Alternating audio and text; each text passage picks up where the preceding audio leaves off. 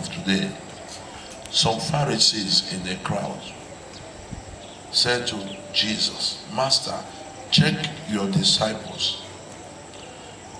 Check your disciples. What does that mean?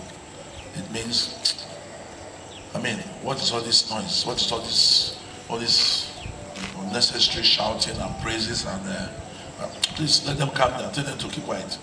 And Jesus made a very powerful statement that I personally, I am afraid of that statement. I'm so scared of that statement. And many of us have been quoting this statement.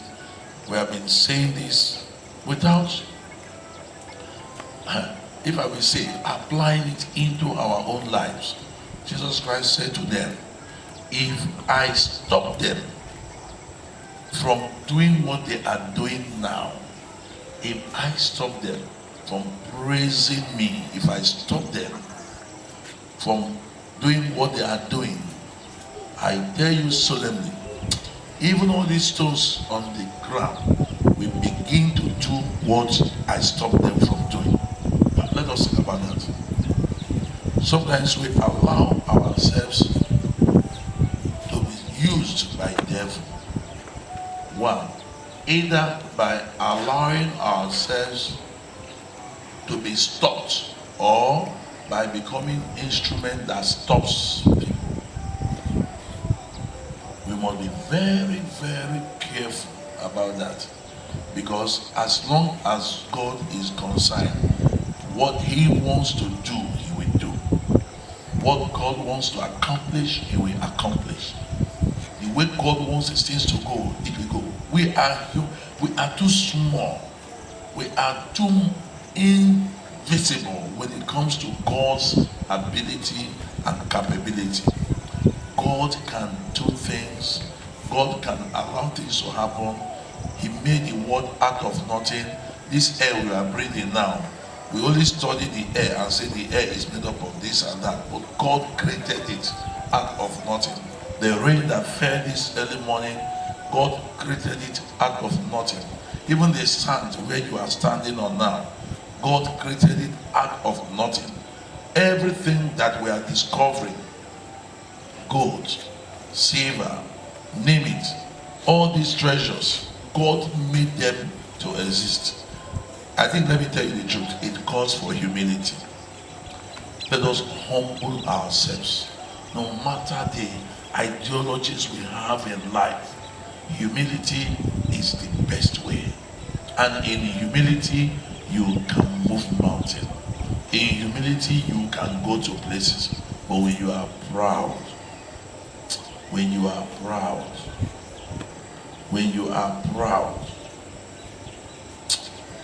you will be surprised that that thing that you are doing, walking on the gold soil, God will use ordinary grass to do that. And that is what he said in today's gospel reading. Master, check your disciples, stop them from all these things they are doing. He laughed. He said, if I venture, stop them. If I say stop, and they stop, all these stones will begin to do what they are doing. All these stones. So let us learn from that. Permit me to put it in form of a prayer for all of us, that nothing below will replace us. Amen. Nothing below will replace us. Amen. When God has called you, God, as we all are here, we are human beings, and in this world, God has given everybody assignments. Let it never be that God will so dislike us, or will be angry with us, or will be so disappointed in us that God will be looking for alternative. It calls for working hard and being careful. I used to tell people that I have learned that on the day I was born alone. And I came out from my mother's womb alone. On the day that I was ordained a priest, we were 10 lining up, but I was ordained alone. Everybody has their own time. I was ordained alone. And that alone spirituality is very, very deep.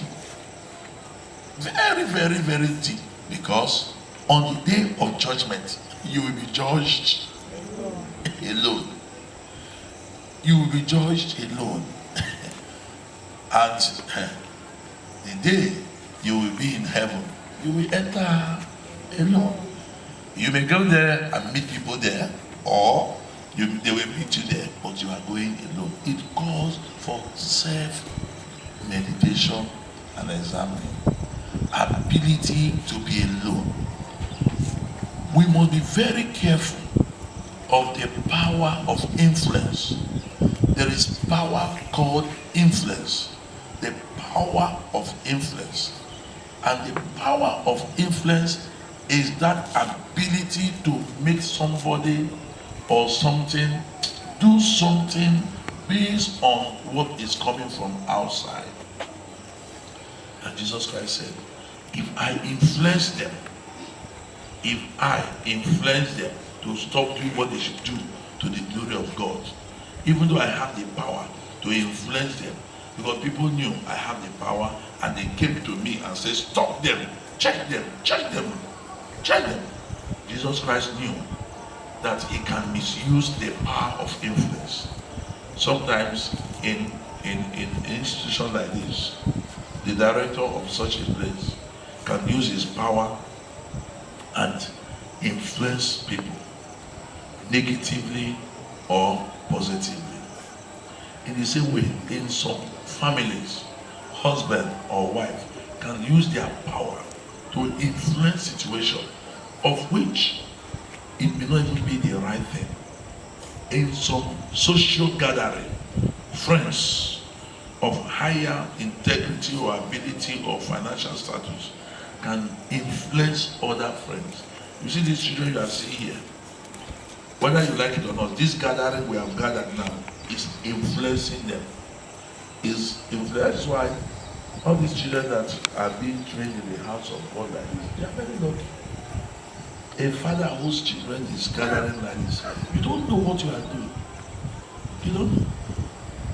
If you look at them now, you see, if you go to the parish and see our children, and they are up yo. But because we are very few, they are coordinated. Something is happening to them without you knowing, without you understanding.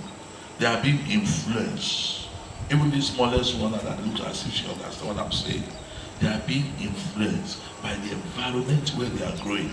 The spirits that are entering their bodies can never be the same with the one that will enter them when they are in the society. This is true.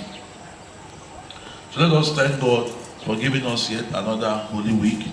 And as we are about to take this procession like they did it during the time of Jesus, we are just doing it by way of acting. But we can also gather grace. We can get blessed through doing it. And then we have blessed our palms, which we are expected to keep in our homes. I have always said a prayer for those who bring palms around me, and I bless that as this palm dries up, may every sickness, every disease in your family dry up in Jesus' name. Amen.